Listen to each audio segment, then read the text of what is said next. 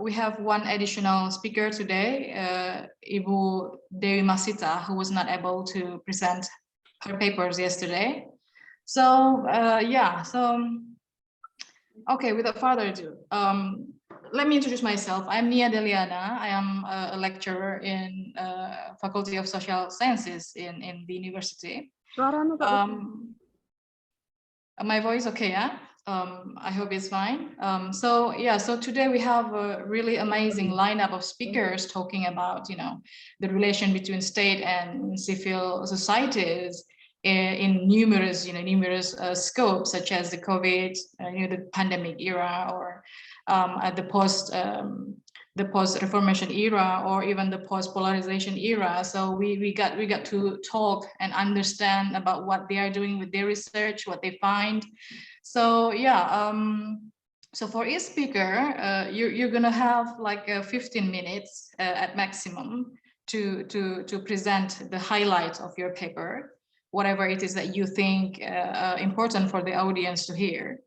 And after that is gonna continue by a discussant, like 5 or 10 minutes, perhaps some inputs or takes on comments on your papers. And then it's gonna continue with question and answers from the audience. So just to maximize, just to minimize the time spending. So I think we will start from Ibu Dewi Masita.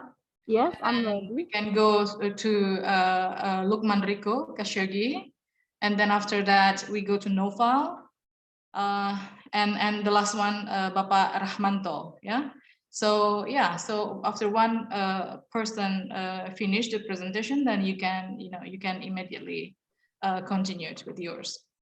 Okay, so now the time you give to Ibu Dewi Masita. Time is yours. Okay, thank you very much. Assalamualaikum warahmatullahi wabarakatuh. Okay. Now I want a presentation about commodification of the exposure of Ahlusunah wal Jamaah, conflict study of influence between Nahdlatul Ulama, it's mean NO, elite, and Salafi in Pasuruan.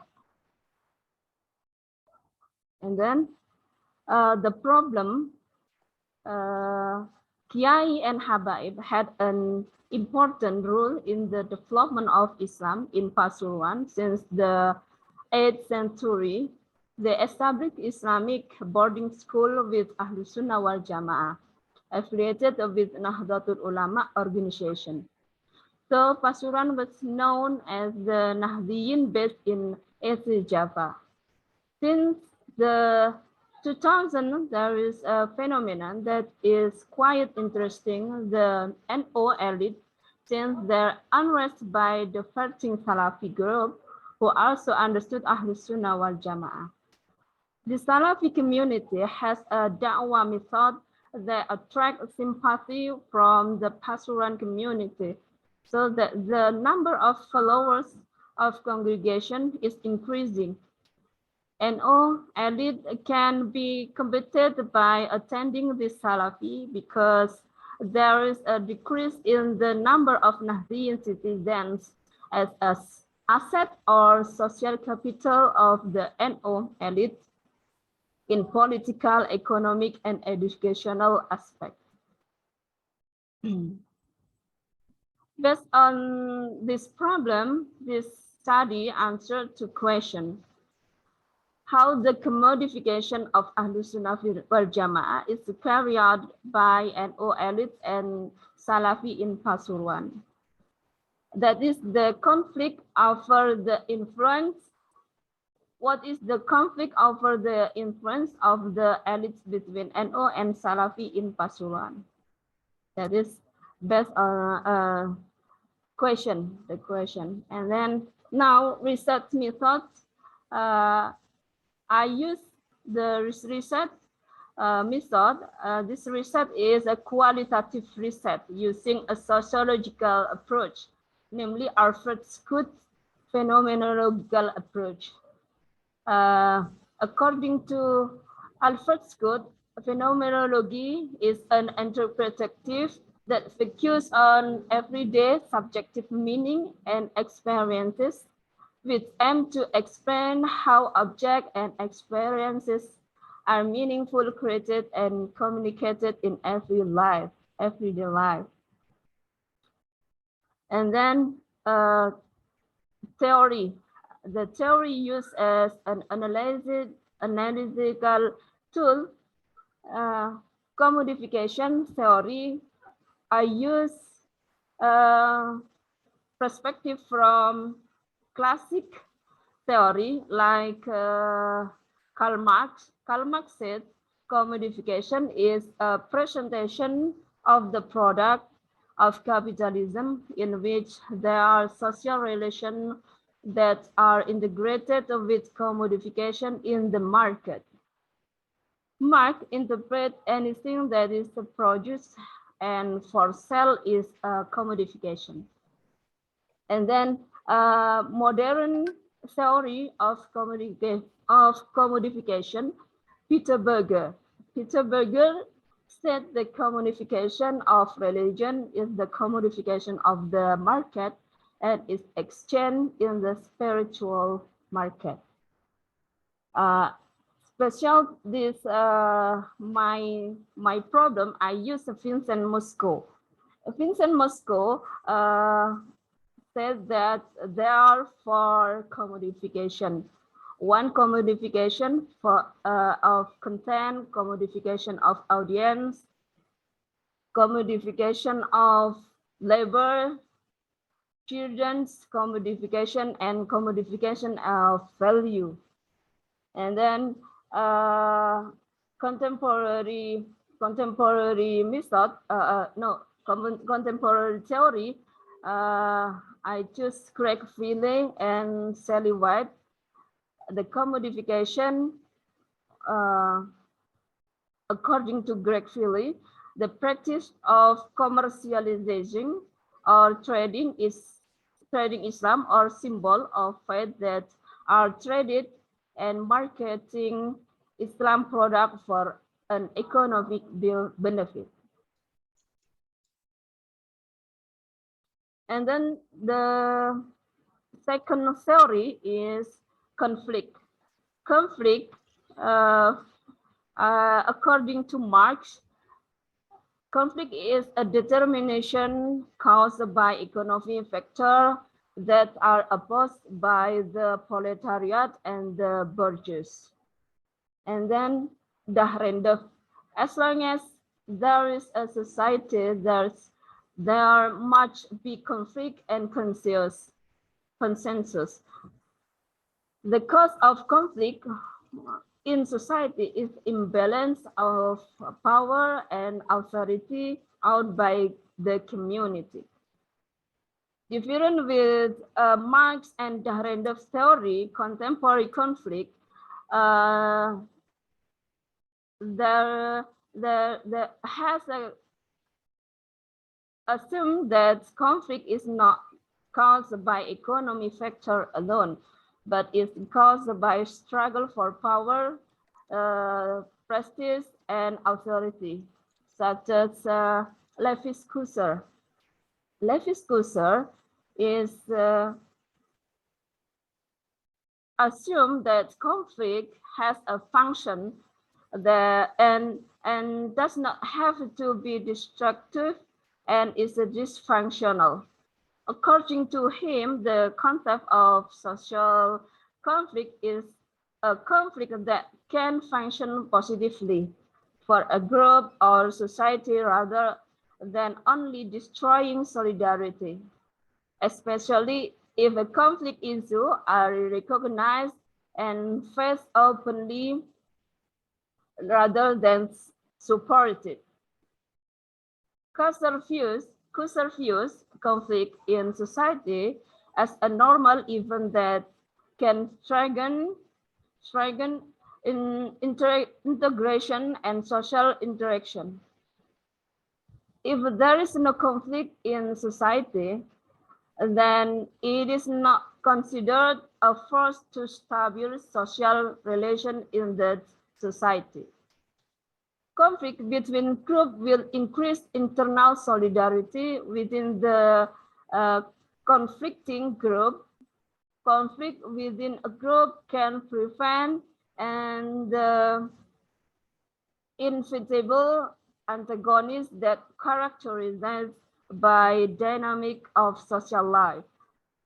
Intergroup conflict is a conflict between in-group and out-of-group. Now, in this study found to conclusion.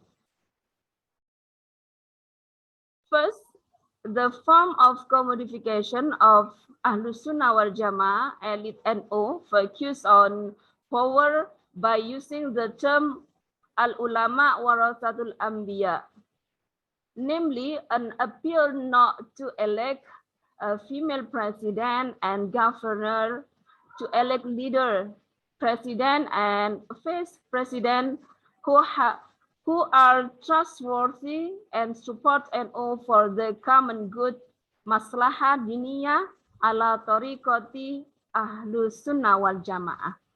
Through this power, the NO elite believe that the need and welfare in the political, economic, educational aspects are met and even distribute. While the form of commodification of Ahlusunah wal Jamaah Salafi focus on da'wah, namely returning Islam to the Quran and Hadith, and Islam that is free from heresy, superstition. The Salafi da'wah model is not oriented by practical politics. They collaborated with Pasuruan city government. They are open and flexible in interacting with the community as well as being nationality. The second, the conflict over the struggle for influence between the NO elite and the Salafi affected the Pasuruan community, so that it's become two models of congregation, namely pure congregation who tend to be fanatical and muhajirin. Congregation who are more critical and flexible.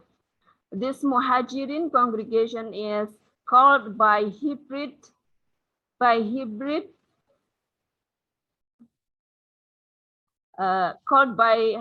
Islam generation, namely Muslim who have a cross understanding between Ahlusunah wal Jamaah and Nahdliyah and Ahlusunah wal Jamaah Salafi congregation. I have a theoretical implication. In front, I use Vincent Musco in commodification, who has a 5 commodification, and then I use Levis-Kuser. In this theoretical implication, Vincent Musco theory, in the context of the practice of NO and Salafi commodities, was found not to be a commodity for employers, but a commodity for the community or congregation. In Arabic, ummah, because both use the community to support the goals of their respective group. Furthermore, the finding of office commodities were in that position where the decisions that have a value that are in favor of one group and detrimental to other group egalitarian. Meanwhile, one last minute, the Salafi, Dewi. You have one last minute, okay? 5 minutes again. Meanwhile, the Salafi groups strive to appear in public with an inclusive Quranic and nationalistic attitude. perspective of cruiser conflict theory shows that the conflict of influence of Ahlusunah wal Jamaah between the NO and Salafi elites is a group conflict within Islam itself and has not yet faced an out of curve, but are different in the concept Ahlusunah wal Jamaah so that it affects the implementation model. This conflict of influence has not yet been resolved and also has not shown the strength and internal solidarity and integration in Islam. As a Kusar said, that each conflict does not function to increase the unity of the group, in this case, uniting Islam. That's all, Okay. Mrs. Nia. Yeah. Okay, thank you. Thank you. Okay. We go to the next speaker. Mr. Mukhlas, sorry. Okay. Mr. Mukhlas, my friend. Yeah, okay, sorry for coming late. Sorry for coming late because my Zoom doesn't work. Alhamdulillah, yeah, so it works. sorry. Yeah. Pak Muhammad Mukhlas, Yes. together with Ibu Dewi? With Bu Dewi, actually. Okay, so I think the time has already passed. Yes. So yeah, we have to give to other presenter. Yeah. Yes, I see that. I'm sorry because I should present for the study conclusion okay. and then the theoretical implication actually. Yeah, it's okay. It's okay. Yes. I think we will have some other times to to hear from your side.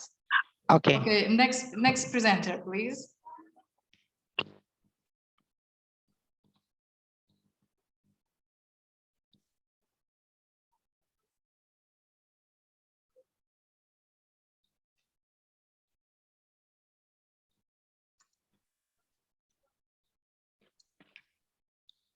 Assalamualaikum warahmatullahi wabarakatuh. Waalaikumsalam. My voice is clear. Okay. Thank you, Nia, and all of my friends here. This time, I should like to share this is my research, our research, me and my friend Muhammad Wildan Humaidi, he is here, about Islamic civil society and constitutionalism issues in Indonesia. Actually, this is observing the expression of the Banyumas Muslim community in responding to the dynamic of state problem in post-reformation.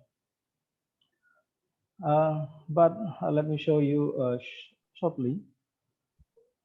Okay. Recently, many Islamic community organizations are enthusiastically involved constructively in utilizing their citizenship rights in responding to the dynamic of public policy. The kind of movement relates very closely to the study of constitutionalism, which is an understanding of the state in idealizing limited government and avoiding arbitrariness. Although this involvement can be defined as a political expression that has an impact on a divided society, this is considered to be a real challenge for the future of strengthening the issues of constitutionalism in Indonesia. No exception for Banyumas.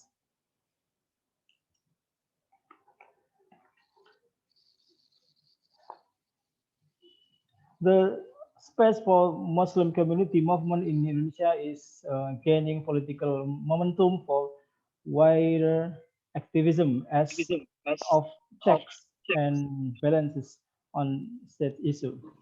The wave of democratization has actually been used massively by most of the Muslim community to be involved in responding to problems, especially the executive and legislative domains, as part of crucial constitutional issues.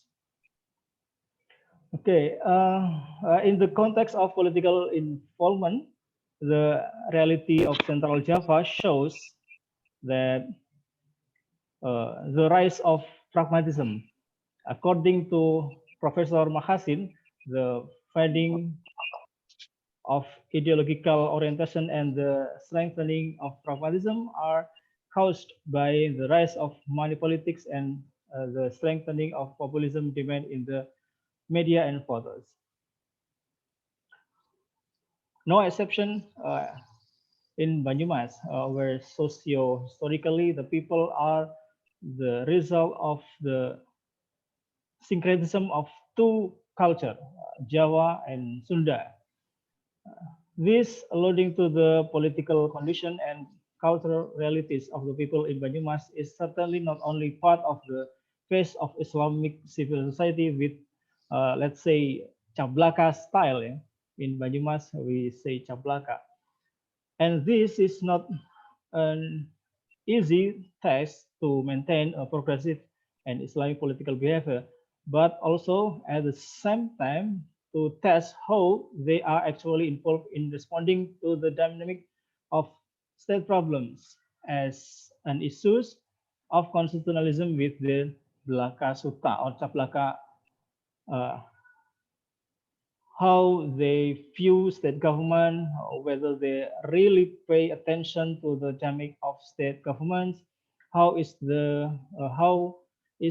emotional situation and primordialism in the offense with political parties, whether to fully comply within the authority of the ruling political party and all its policy direction. Okay, shortly, I used the Big Five theory to explain what we focus in Banyumas, civil society in Banyumas. We use a Big Five personality, or we can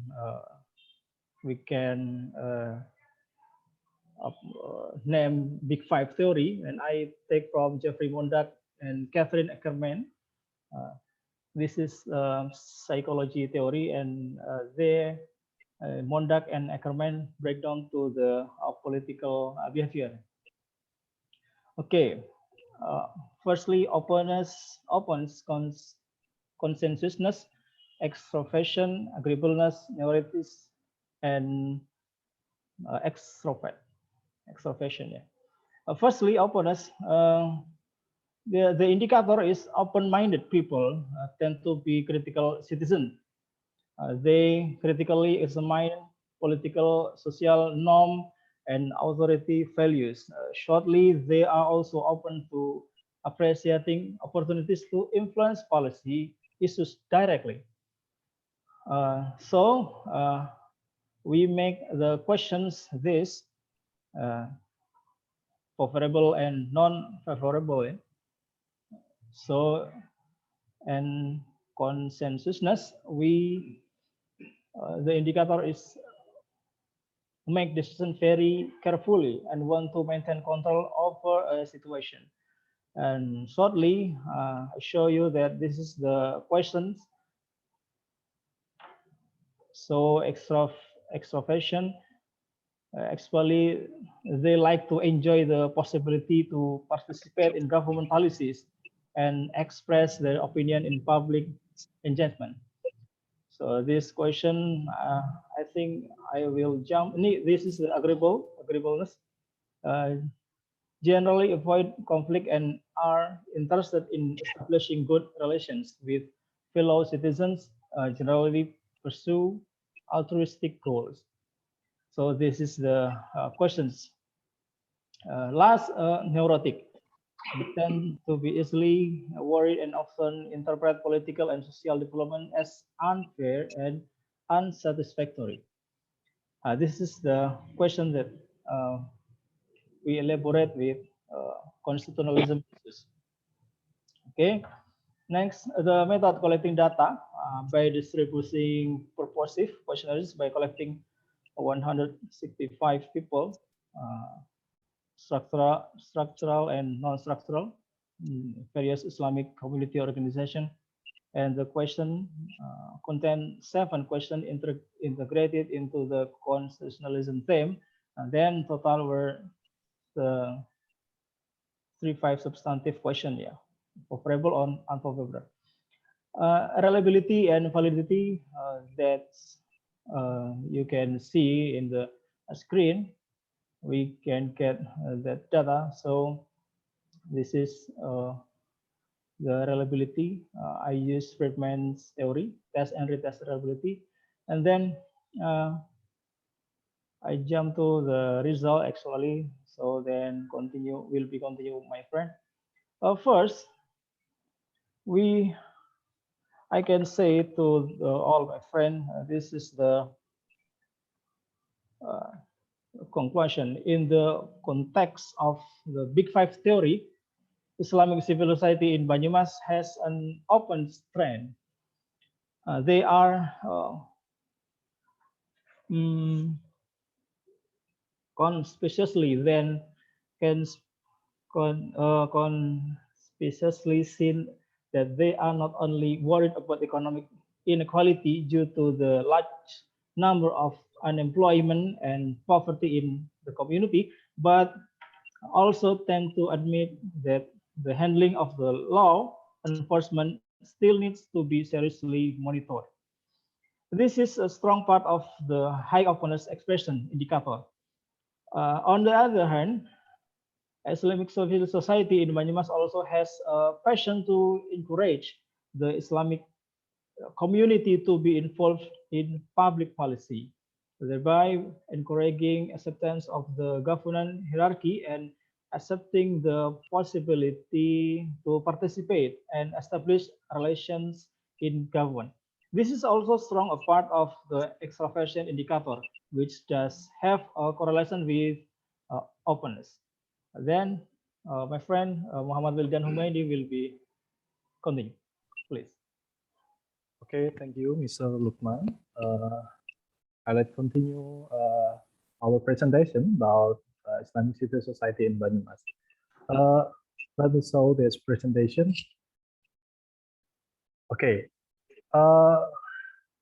as we know that Banyumas or Penginyongan, Banyumas has a Penginyongan culture, and we assume a Penginyongan culture like democratic, egalitarianism, and openness. But the result by according to data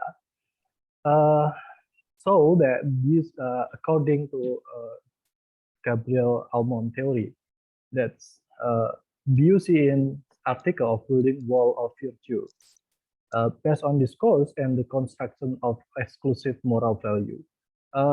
As we know, in Indonesia have two Islamic civil society like NU and Muhammadiyah.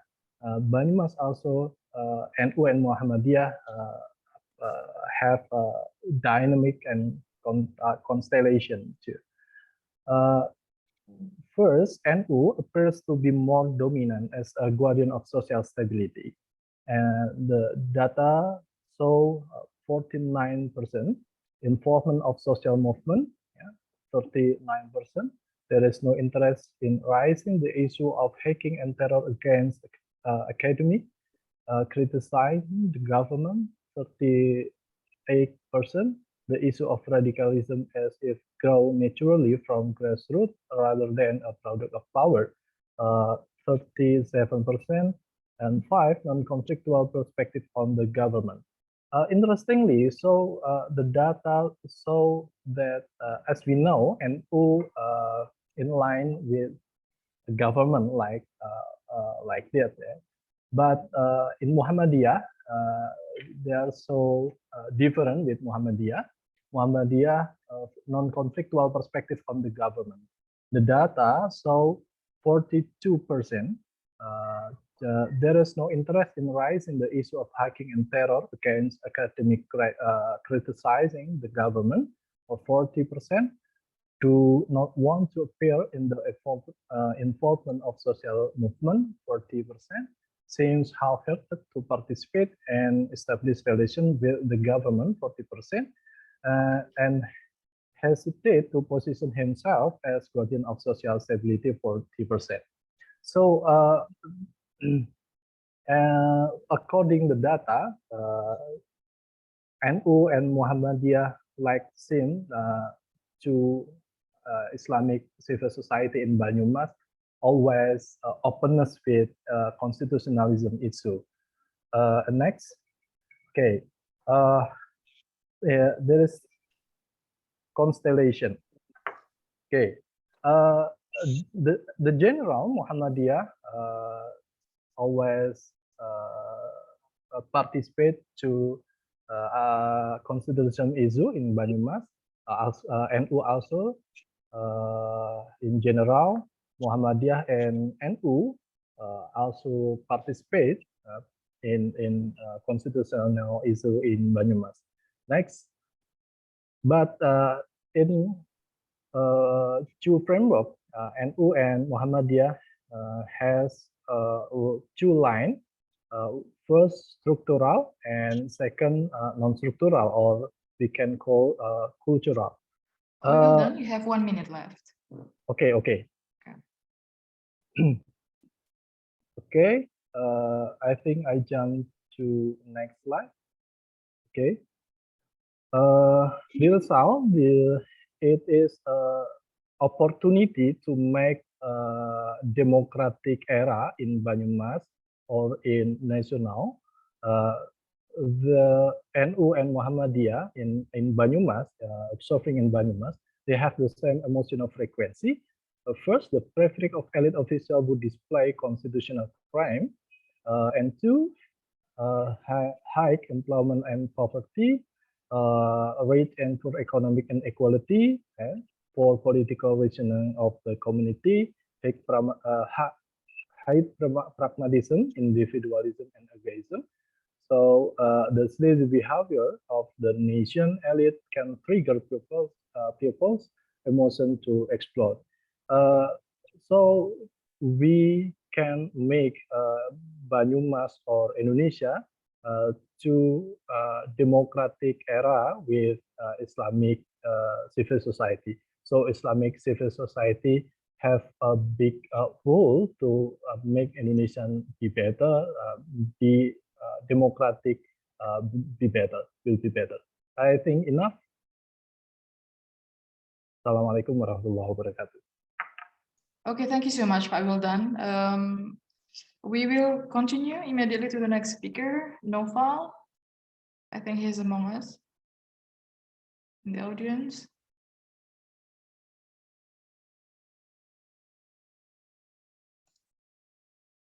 Noval, yeah. Okay. Would you like to share your screen, Noval? Yeah.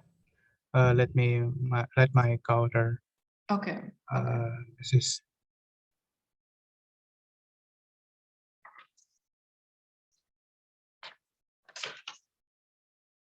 All right. So good afternoon, everyone. Welcome to our presentation. First of all, let me thank you for coming here today. And secondly, you can see on the screen our topic today we discuss about political controversy of Islamic Religious Federation, autoimmunity of NU, Muhammadiyah, and Indonesian government's post-polarization era. And our talk today is particularly relevant to those of you who are recently looking for deep kind of analysis, especially to know what role does NU, Muhammadiyah, as well as the government of Indonesia, especially under the Ministry of Religious Affairs, do in identifying religious federation. As in here, we're going to bring Greg Valley's theory of repressive pluralism towards this topic. So simply,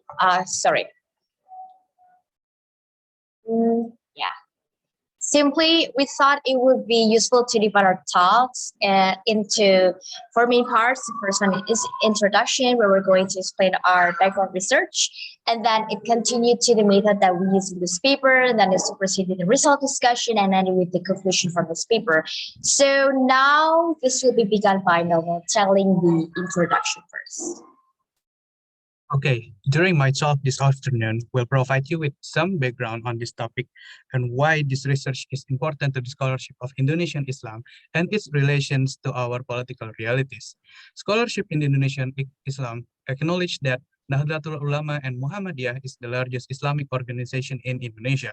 There is no doubt about their role in nation building and harmonizing religious life in our society, especially interpreting Islam that is in line with Pancasila concept and trying to convince the other Muslim communities to accept the concept of an NKRI or unitary state of Indonesia. However, this organization has the same idea on formulating Islam. Therefore, the moderate Islam has become identity for these two organizations. Both are in the same track in promoting Indonesian moderate Islam to Muslim communities or even global Muslim societies. Furthermore, NU has its own version of moderate Islam, and it is called Islam Nusantara. On the other hand, Muhammadiyah has its own term too of their version on moderate Islam, and they call it Islam berkemajuan.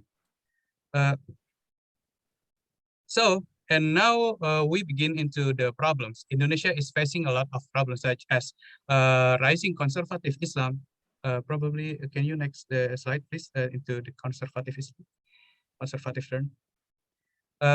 Such as a rising of conservative Islam and polarization that has been problematized from Jakarta's governor's election to presidential election.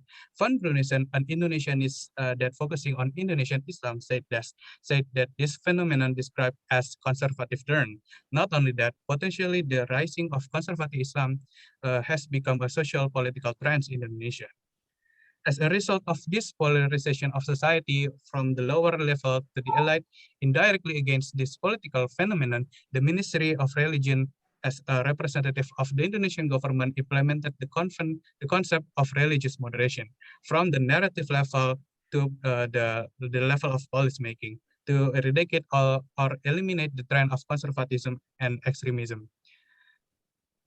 So we use also the concept of autoimmunity that Putri will explain more about this, and we use repressive pluralism concept, or why? Because we use this previous research from Greg Valley and relevant on our research. His main argument on repressive pluralism is that the government, in line with the civil society actors such as NU and Muhammadiyah, has moved to limit hard Islamic views, which they regard as posing an essential chance to Indonesian subculture of range and tolerism. And the main idea of this research, this article examines the autoimmunity of the notion of moderate Islam and religious moderation that is being pioneered indirectly by the Ministry of Religion and Muhammadiyah, critically by using the logic of autoimmunity as a concept to interrogating the result of socio-political condition in post-polarization era. All right. So in this part, we use qualitative research method. It's the kind of top-down approach to data analysis. So that means it is designed to develop understanding of humans and social sciences to find the way people think and feel. So therefore, in a specific way, we use qualitative deductive approach. As you can see here, that Cresswell and others say that qualitative deductive method is a overall to examine one theory. So therefore, as the authors, we worked on an existing theory, and what we did is to collect empirical data to prove it and reflect on its confirmation granted by the findings. And to find the empirical data, we use books, we use journals, and use articles as our approach to complete our research. Okay, next. Now think about NU. For those of you who are part of it, of course, NU is something that is no longer strange to the public, right? So NU has been present as an Islamic community organization in Indonesia for more than 100 years. NU's thoughts, rooted in tradition, have contributed to the formation of religious world. It's no wonder that NU formed this, because NU strongly says that it's, being in the middle or center position and not in the extreme or liberal ideological spectrum, which directly introduces the concepts of moderate Islam. And NU has, however, built Indonesia's policy, both domestically and foreign policy for this time, especially when we knew that Indonesia has the largest population of Muslims throughout the world. And it plays its role very well, right? So it tries to promote a peace and a stable world where tolerance is the thing that they pointed out after all this time. And one of the things that we want to highlight here is indeed how NU tells the world about religious moderation. that specifically refers to Islam moderate or Wasatiyah Islam. And then it also made Gus Dur, our former president, a senior official from NU, also initiated one thing related to Islamic Wasatiyah, which is referred to as the pribumization of Islam. And then pribumization of Islam, as an answer to textual Islam, presupposes three things that we have analyzed in our paper. First, it has a contextual nature, and thus Islam experiences changes and dynamics and responding to changing times. And then secondly, pribumization Islam is a progressive one. So the progress of times is not understood as a threat to deviations, but it's seen to be as a trigger for intense creative responses. And the last part would be a liberative character, because Islam is teaching that can answer humanitarian problems universally, regardless of religious and ethnic differences. So next slide. Well, despite the pros and cons of these two narratives that we have mentioned in our paper, both internally and externally of NU, what we want to outline in this paper is to question that is Islam that includes pribumization of Islam also refers to Nahdlatul Ulama's autoimmunity. Well, we may have described it briefly, but I just want to highlight from the picture of what autoimmunity is. For example, we want to picture what America, what 9/11 be described into, let's say, one frame together. And Derrida also had this critic for American hegemony. So he says, if America is immune and if September 11th is emblematic of autoimmunity, then September 11th for America was a type of suicide, both real and symbolic. So autoimmunity could be said as a suicidal one in attempting to protect itself. An organism attacks the vital elements that keep it alive. So if you want to also relate to this paper, it's no wonder that there's a lot of people putting it as the critic, since Islam cannot be given an identity based on an approach, pattern, role, or region so as to form an Islamic identity like Islam Nusantara. And moreover, we have also analyzed that there's an intrigue of the elitists using this notion to generally not to make 100% peace and harmonious happens in Indonesia. And we also analyzed that Islam Nusantara controversial also lies in Said Akl's remarks on the term of Arab Islam, which is a movement for the purification of Islam to carry out a movement more towards to the Arabization rather than to the Islamization itself. And from Said Akl's word, we cuff that it seems as if Islam is plural and narrows the meaning of Islam because Islam is boxed in and can also be, interpreted as an anti-Arab sentiment. And this statement greatly injures those who probably interpret Islam as a textual one and Islamic fundamentalist groups who want a purification of religion. And we think that this one's very interesting since Islam Nusantara puts the pribumization of Islam as a methodology for the formulation of Islam Nusantara, as well as the method of proselytizing NU and how they tend to protect Islam for Arabization. That's all. Okay, on the next slide, ideologically, Islam berkemajuan on Muhammadiyah has the same root as Islam Nusantara. They are trying to interpret Islam as an idea that has to be a moderate. But historically, I try to differentiate the Muhammadiyah's Islam berkemajuan is different from Islam and Nusantara. What it means to be Islam berkemajuan is that Muhammadiyah is a movement that has to be a progressive to civilization and relevant to the administration in nation building. Of course, of this Islam berkemajuan, also the theology of Al-Ma'un being the important of helping each other, emphasizing on social pity, not individual pity, contributes this notion as inspired from the Ki Haji Ahmad Dahlan's thoughts that Surah Al-Ma'un and its values must have been to be the backbone of Muhammadiyah. First of all, and then the Muhammadiyah's Islam berkemajuan concrete idea, their contribution to interpret the Ankari state is implemented by the concept of Dar al-Ahdi wa Shahada. The format of the concept of Dar al-Ahdi state Islam was inspired by sociological life during the time of the Prophet Muhammad in Medina, who made agreements with various different community groups. In formulating the concept, Haidar Nasir, the leader of Muhammadiyah, take the essence of Dar al-Ahdi as a space of that idea can contribute the occurrence of being felt and ijtihad, so that has the potential to be developed to suit the challenge of this time. The political controversy of the autonomy of this concept that Dar al-Ahdi from the logic of the community autoimmunity is to gatekeeping the rising the idea of Islamic State. Why don't we make a public debate about the Dar al-Islam and Dar al-Ahadi wa Shahada in public discourses on such a like that. The next. So I would like to simplify this presentation first. First, the autonomy of Ministry of Religious Moderation and by Minister of Religion, the socialization of is being implemented by the socialization of ideas, knowledge, and understanding of religious moderation to all levels of society. This is one of their example of strategizing in socializing and religious moderation.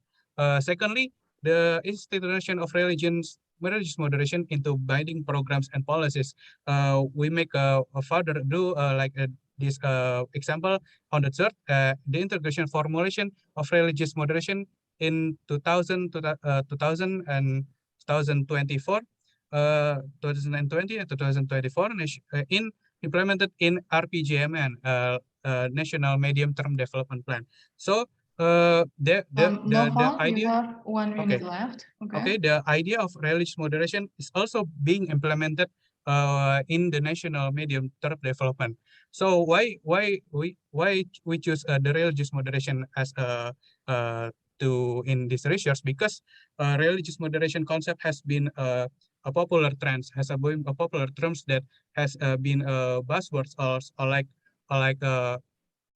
is being romanticized by its the elites from the ministerial religion itself. So we must not view this notion by not taking for granted. Therefore, being critically engaged with this notion is a must. Thank you. So based on we have delivered this paper, there are several points that you can still see on the screen. First, the concept of ultimately investigates to be critical of discourse campaigned by a power identity. And secondly, religious moderation and modern Islam also need to be campaigned through a grassroots order, not just from top-down management in government. And then the last part is that strengthening religious moderation is not enough, firstly, by the individual, but must be done systematically and institutionally planned. Yeah. Okay, thank you. That was very interesting presentation. So we continue to the last speaker by Bapak Rohmanto.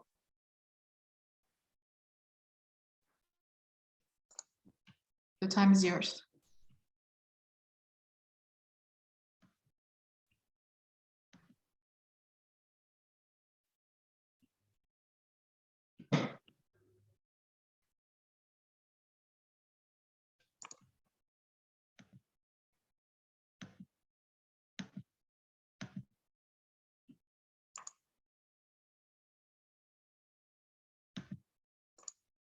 Okay.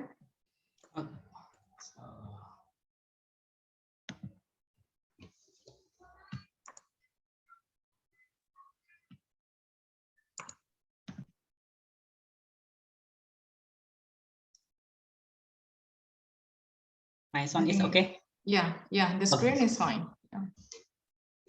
Okay, thanks for this opportunity. Today I want to talk about my research with the title Contesting State and Civil Society During Pandemic in Indonesia. So,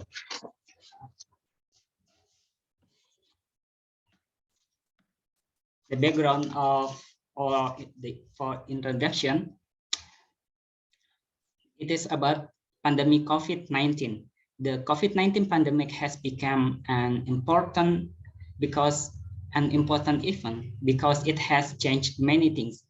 The impact of the pandemic has also affected various sectors of life, including social, religious, economic, and so on. The role of the government is significant in countermeasure the pandemic. In overcoming COVID-19, the involvement of various parties is needed to accelerate. Civil society has also become an actor capable of contributing to the response to the pandemic. One type of civil society is faith-based organization. Indonesia, as the world's largest Muslim majority country, has important capital in this regard. Collaboration is an important thing that needs to be done to solve problems. Collaboration between various parties needs to be carried out because of the wide scale of the pandemic. so that it requires the active role of various actors. But in reality, there is tension between the government and civil society related to the policies. The collaboration between the government and civil society has not been carried out properly. Each part has its rationality in making policy. This paper wants to show that there has not been an effective collaboration between the government and civil society group. This paper takes a case study of Muhammadiyah as a form of religious-based civil society in Indonesia. Literature review. So we need to look the research before talking about the government and also disaster management. For example, Adam and Rani, 2022, the community is dissatisfied with the performance of local government. There includes anticipation, detection, containment, control, and mitigation, and also elimination. They recommended priorities: conducting more rapid tests, providing test equipment, carrying out detection, and inhibiting the spread. And this also interesting research that message from government officials receive more support than message from religious authorities, customer leader, or international NGO. Compliance with restriction is closely related to trust in government. This is also the role of civil society and disaster management. I would like to highlight the second one. Nahdlatul Ulama and Muhammadiyah have a particular unit to countermeasure pandemic, such as health education and psychological consultation. A secondary prevention unit deals with pandemic, manage condition, minimize economic impact, and support vaccine. The number of members and organizational structure are the strength of these two organizations. The challenge faced are organizational communication line and inadequate information technology facilities. Muhammadiyah demonstrates its effort to integrate religion, science, and culture through a particular unit for dealing with COVID-19, namely the Muhammadiyah COVID-19 Command Center. Muhammadiyah handles its rationality and proving that a religious organization can be problem solver. There is also a collaboration between civil society and local government to fill gaps in public service. However, to deal with future crises, it is necessary to utilize human resource and technology more effectively when providing service to the community. So this is the finding.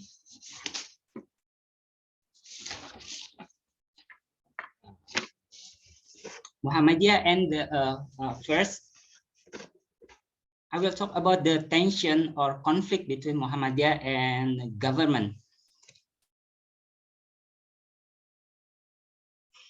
Muhammadiyah and the rejection of the new normal. Muhammadiyah considered the new normal as something that it confused the public. Muhammadiyah feels that confusion in this policy will become a source of tension between the officer on duty and the community. Muhammadiyah said new normal requires a more detailed explanation from the government. If the government does not have a clear explanation, then the community can make their interpretation. Muhammadiyah asked the government to conduct a more in-depth study before enacting the new normal. The government explanation about the new normal must be objective and transparent. Few things that need to be explained are, according to Muhammadiyah, the basic for the new normal policy from the current situation of the COVID-19 transmission. Second, the aims of and objective of the implementation of new normal, the consequence for regulation that have been in effect, guarantee for areas already in the green zone which will apply new normal, and various careful preparation so that the people do not become victim and maintain the possibility that the spread of COVID-19 transmission. Pernyataan Pers Pimpinan Pusat Muhammadiyah.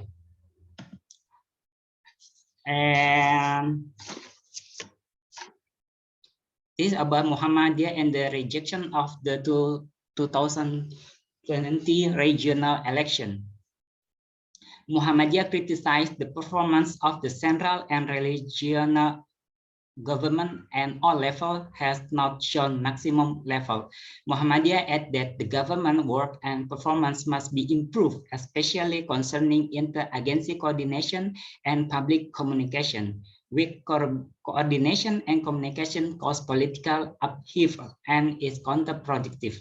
So Muhammadiyah has several demands, and one thing that is important we can see in the last, Muhammadiyah urged to postpone the 2020 regional election. So from this finding, we can discuss that there is no equality that allow for a public discussion. The government used regulatory instrument that can force other party. The government took its authority, used a set of rules to solidify their position. The various regulations used by the government to continue implementing policies during the pandemic are evidence to maintain authority. And there's also a hidden interest. The government is the dominant party. Various regulation issue, but government cannot be contested. Various criticism and input to improve the policy ignored by government. This showed the effort of the dominating party to maintain its existence and keep the other party under its control. For the conclusion, the involvement of civil society in dealing with the COVID-19 pandemic in Indonesia has not been as expected. The contribution of civil society is limited to the implementation of programs and activities that are in line with the government plan. Civil society has not been involved in the policy-making process. Civil society needs to be included in every stage of policy making to create good policy recommendation and also accommodate various interests. This study is limited in the context of pandemic. The data taken is limited in early 2020 to the end of 2020. Further research is needed to see if collaboration occurred in more extended period. Thank you. Oh, okay. Okay, Rahmanto, that was actually you still have like several minutes if you want to continue, you know, but what do you think? It's okay? Okay, enough. Okay, okay. So okay, we discuss. Okay, yeah. So Pak Rahmanto stop exactly at 2 o'clock. So now I think it's time to give a little bit insight or comment to your papers, because you know, as you know that I have been given access to your papers, to the draft of the papers, and read every page of it. Hopefully, get it right. So let me just comment on Bapak Rahmanto paper. So this paper, the title of the paper is Contesting State and Civil Society During the Pandemic. This topic throughout the pandemic period is one of the most commonly discussed, right? We have seen so many studies emerging from this period, and it's kind of I think I see the significance of your research, but the paper itself has not managed to to highlight the coherency between the abstract and the text of the body. For instance, in the abstract, you mentioned just taking Muhammadiyah as your sole civil society case, but in your presentation, it's appear that you also talk about Nahdlatul Ulama. So it's kind of important to make it a coherence. The focus stay as the abstract tend to do. And also you highlight, which is I think quite important, that there is a problems which also become the challenge. And that is in collaborating between the civil society and the government, and that is communication. But unfortunately, again, in the text, there is a lack of explanation of the paragraphs that supporting that.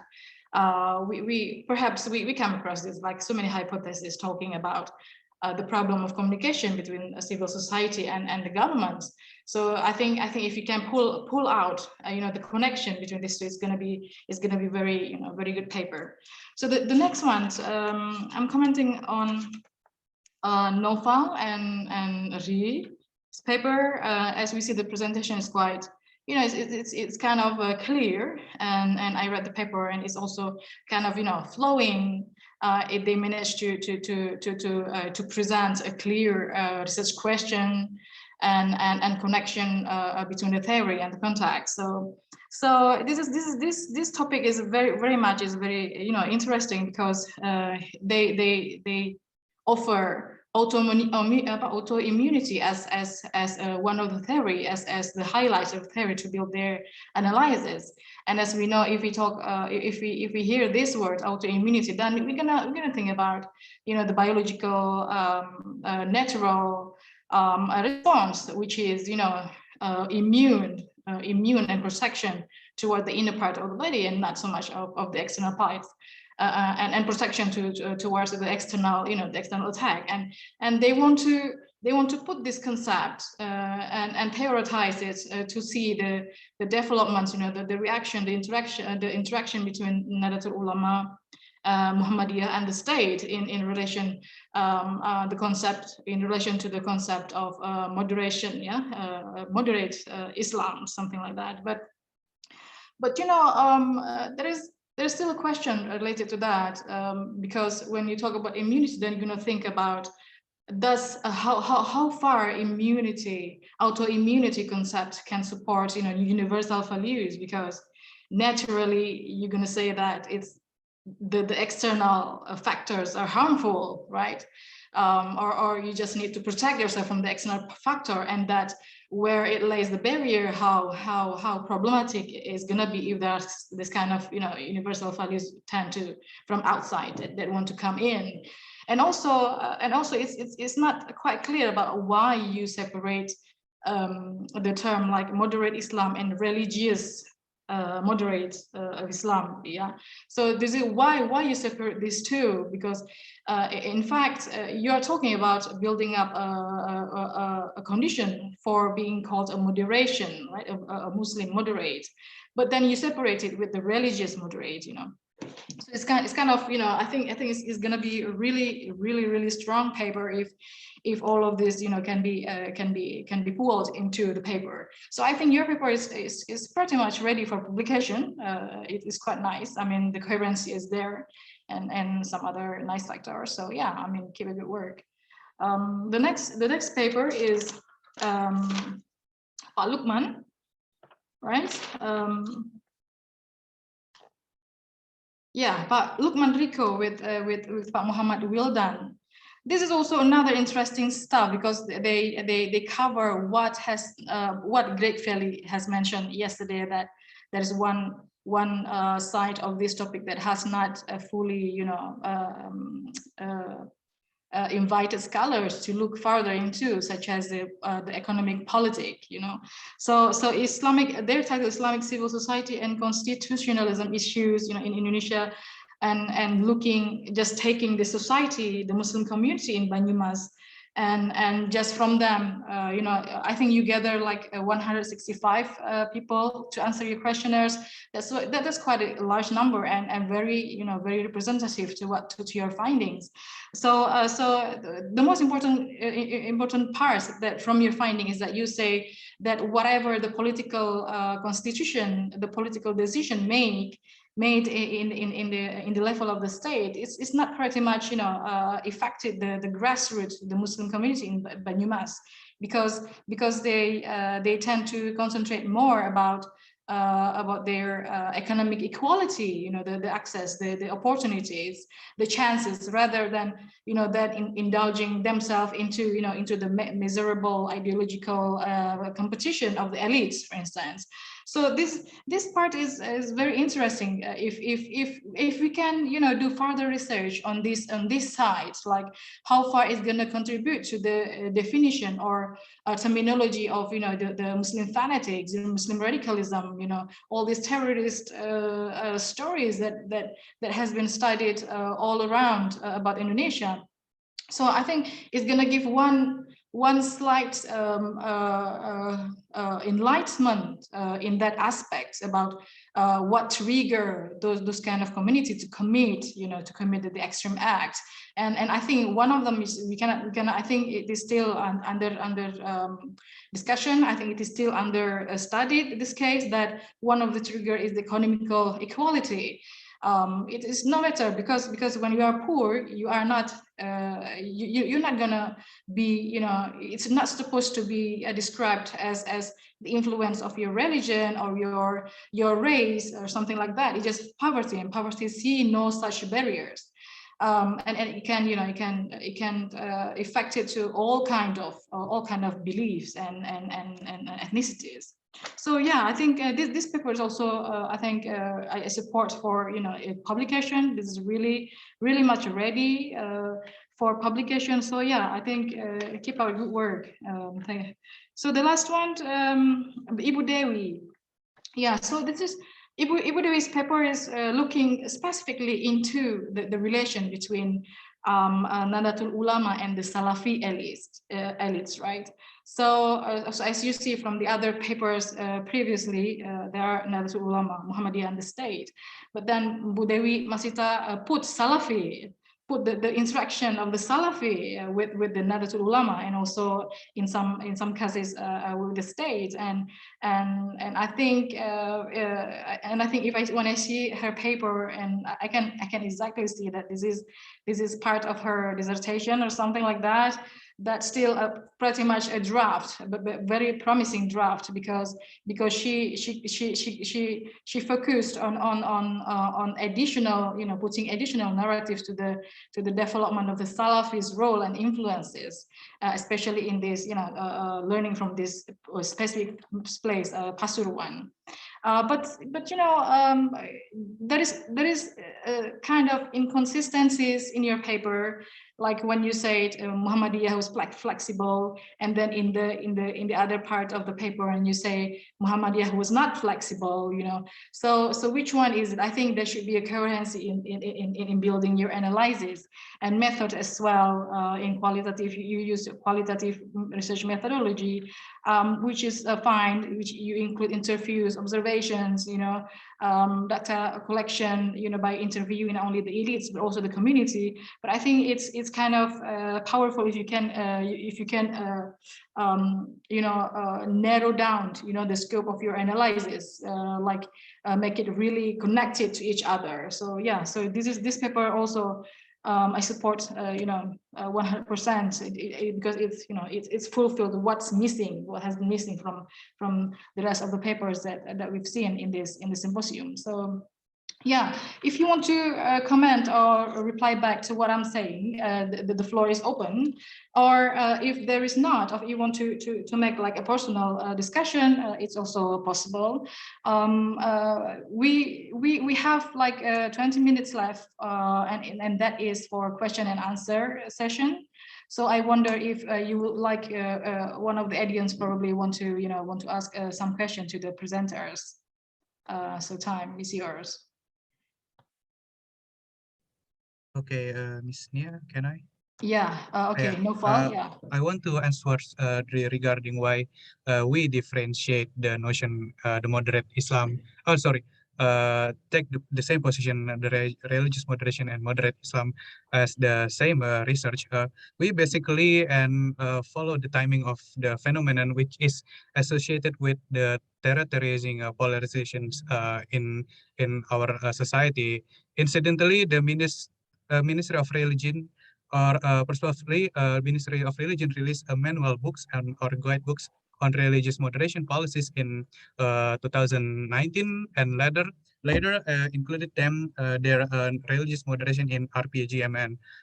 So the reason why we not separating this the notion, etymologically, the terms Islamic moderate or and religious moderation, if we focus on the moderation, the moderate has have the same sense, but the historical journey make it different, or the intellectual journey or the interpreting journey on this idea of moderation is different.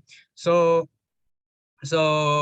yeah, in our research, we kind of make it to put into the same idea, because maybe it's not really like the same, because the two other, NU and Muhammadiyah is a civil society, is Islamic organization, but the other one is state agencies. But we try to convince that these two terms is we have to try to critically engage to the public discourses, and yeah, I think it's is it done?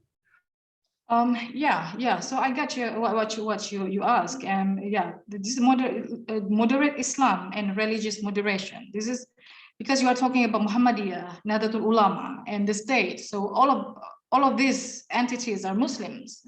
That's why I ask you why you separate moderate Islam and then you come up with a religious moderation. So I thought when I read this title, my mind is going to the narratives, the narrative background, like talking about religious moderation in general. It means not only the Muslim, but also religious moderation towards other religions, the Christian, the Buddhist, the Hindus, that you try to, to pick up the nature of this religious moderation and put it into the explaining the moderate Islam from the three identities, So it's okay. I mean, if you believe what you mean have a strong point, then you can just make it clearer in the text. If you want to put like this, like moderate Islam and religious moderation. So yeah, I think there should be something different that separate these two things. Yeah. So that's what I think. Yeah. Okay, thank you, Ms. Nia. You're welcome. I welcome other question. Probably. Miss Nia, Yes, Pak Mukhlas, yeah? Yes. Okay. Thank you very much for the time. Talk about the paper of the written with by Masita and I. Talk about the consistency of Muhammadiyah, as like you said. Actually, Muhammadiyah is it. We want to talk about the flexibility in da'wah, because we are talking about the modification Ahlusunah wal Jamaah in a conflict of a da'wah, I think. So maybe any suggestion for our paper, what should be? Talk about the Muhammadiyah flexibility in our paper. That's it. So this is I think the context better, right? I mean, when we talk about the draft of paper, when we talk about the draft of the paper, and then we talk about inconsistency, it meant in the abstract you mention different things, you insert different things, and then in the body of the text you insert different things. Let's say, for instance, in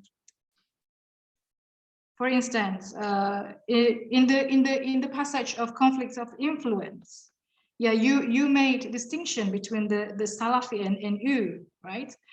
And then in the Salafi, you say it is purification and also fanaticism. And then in NU, you say muhajirin type, and they are critical and flexible. But in other parts of the text, there is not inconsistency. This is inconsistency between describing the adjective. That's what I mean, because it give the idea to give the full scope, right? The meaning to the full scope what we are talking in the text. So I think you may want to check it out. Maybe you made khilaf or something. Maybe it's just about linguistics. Maybe it's just about the language that need to be proofread. But I think you want to look at clearer, in a clearer sense. Yeah. So in your text, in your paper, it's also kind of the other points that I catch. They're also kind of broader, broader words. Let's say you say about commodity, yeah, commodification. Then I've seen that the background of your draft basically consisted of 5 pages of the other points. So so the paper described a lot of from the theoretical aspect, and I kind of get it. Like when you see commodification, then you're going to imply about religion as a commodity market that people tend to use for commercialization, right? Yeah. So. But it is very still quite broad when you say when you imply to commodification of religion, then you're gonna specifically explain like commodification of what, of knowledge, of political support, of what. I mean, this is still very broad that the title says commodification of Ahlusunah wal Jamaah understanding, then I probably can imply that it's gonna be knowledge. But when you talk about knowledge and we talk about Ahlusunah wal Jamaah, then it's gonna also imply the books, right? The holy books, the Quran and the Hadith. But in some part of your text, you inserted about the politics, the economies, and culture. So there should be a specification on this. Like it is still very broad, according to me. Yeah. I think maybe next we have 2 minutes. So by the way, I was told by the IT in the back that we will have together, a photo for documentation. But before that, maybe we would like to hear 1 or 2 more questions, if there is.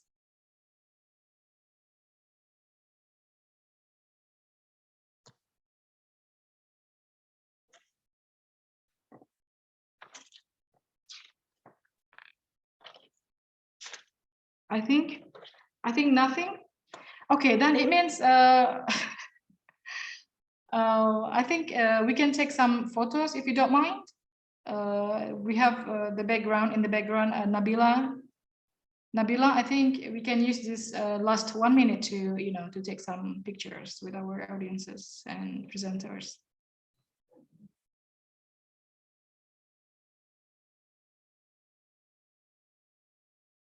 Just let me know, Nabila, are you there?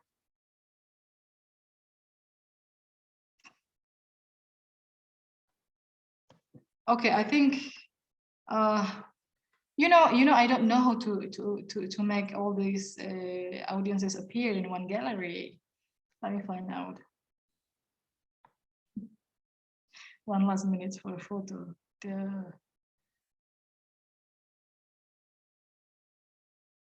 Nabila.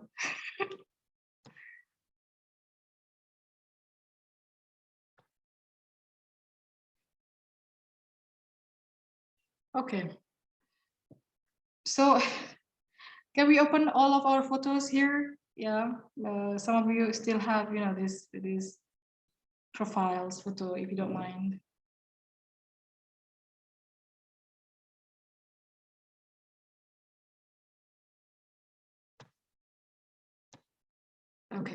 Okay, I will take a photo. So sorry. 1, 2, 3. Thank you so much for the screen on. Today, yeah, we should give everybody an applause. I hope to be able to see your papers in the next step. So, no, we have 10 minutes left, right? Oh my God. What can we do? Should we continue or we just stop? Oh my God. Okay, take care. Take care of yourself. Have yourself some cup of tea, and some meals. I think our director has something to say, probably. I've seen Pak Komarudin Hidayah is there. Yeah.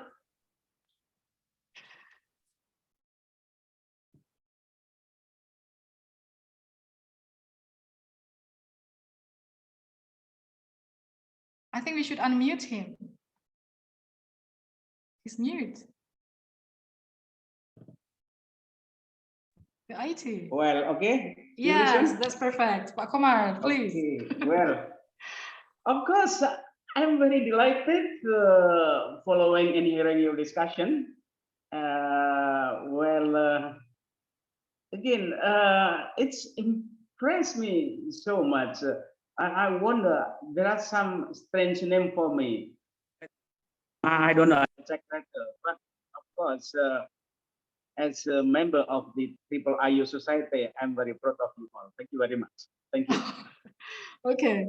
Thank you so much, Pak Komar. That is very positive words. I think it's going to give us so much energy to continue what we have been doing. Just one last thing, if there's no other question, just one last thing, I would like to draw the conclusion of today's panel, that we have seen similarities drawn by Noval's paper, and then by Pak Luqman, Rico, Khashogi's paper, where these two paper informed us how Nahdlatul Ulama and Muhammadiyah and also can work perfectly together with the states. Yeah, so probably the only things that we still need to be to be studied furthermore is about the Salafis. The Salafis in Indonesia has been pretty much regarded as the other religious groups that scholars tend to build a narrative or see it as the transnational Islam category of problem, which I think nowadays start to be evolving. It's no longer seen as as purely threat. When you talk about transnational Islam, that is not going to be something that very dangerous, something like that. So yeah, so I think even though that's the case, the Salafi in Indonesian studies, in Islamic Indonesian studies, still pretty much categorized as the other religious group. So I think that's all. Thank you so much for your attending. I learned so much, and I hope you do too, learning from this panel. So yeah, have a good day. Assalamualaikum warahmatullahi wabarakatuh. Thank you.